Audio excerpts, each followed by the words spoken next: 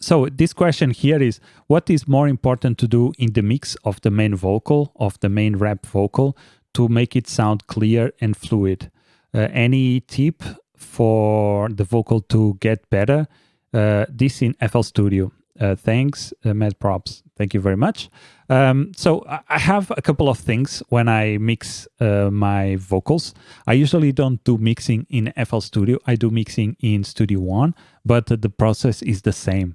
The concepts is what matters, because an EQ is just an EQ. There's no difference from the concepts of an EQ in FL Studio or the concepts of an EQ in Studio One. They just differ in terms of the algorithm and the visual application itself, the GUI, and the graphical user interface. That's GUI stands for. So if you boost 5 dB in 50 hertz, and if you do that in FL Studio or if you do that in Studio One, you will get the same thing, basically. Of course, depending on the type of filter that you are using, but assuming that you use the same filter, you will get the same result. So that's no difference in terms of the DAW.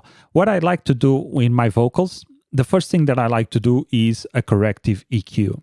And a corrective EQ basically means that it's kind of a EQ where I focus on certain frequencies that I don't like and I cut them to make the track or to make the vocal sound better.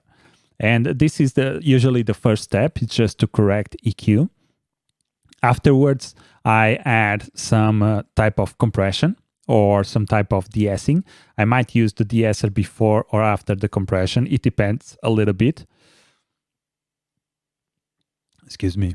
And I might use some de-esser to reduce the S's and the T's. So all those sibilances, I like to reduce them before I apply compression. So I apply corrective EQ, I apply a de-esser, and then I apply a compressor.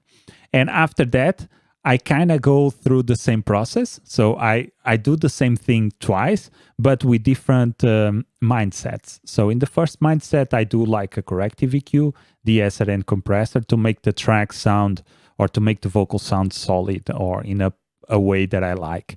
And then I go and I add another EQ, and this EQ is a little bit more broad. So in the other one, I like to go very precise and just remove the frequencies that I don't like or that I think that sound a little bit bad. In the other one, I try to do more bigger EQs. So let me maybe show you that in FL Studio. Maybe it's better than talking. So what I would do is I would do an EQ like this. And for a corrective EQ, I might do stuff like that. I might do very sharp or even more sharper curves like this. So if I don't like, let's say, these frequencies, I might cut them here like so. So this is corrective EQ. So it's like subtracting frequencies that I don't like. And then I do a de-esser and a compressor. And then when I go to the phase where I want to bring up some frequencies or make the track or the vocals sound better with the track, I might use some, what's the word that I can use here? Some beautify EQ. I don't know if that's the best word to use, but it's EQ that I use with a bigger curve here. So something like that where I affect more frequencies. And for instance, if I like this area here around 1K, I might boost this area to bring this area up front in the mix. And if I think the track is, or the vocal is too boomy, I might go and do something like that. So as you can see, it's more gentle curves and not sharp curves like this, like the previous curves that I did. So I like to do that, and that gives me usually a nice way to mix my tracks, because first I do corrections, I make the vocal sound good, and then I go and I try to fit the vocal into the beat by either boosting some frequencies or cutting some frequencies like that. And that really helps me to carve out some frequencies and make the vocal sound better or sound more harmonious with the beat.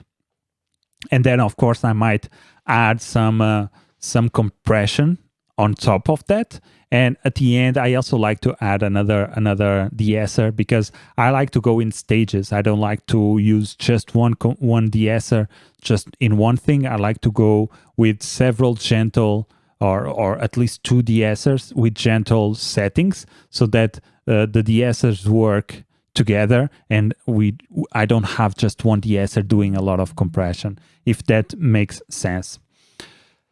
So that's basically it, what I do for my vocals, for when I'm mixing hip-hop vocals or rap vocals or whatever. That's usually what I do for that.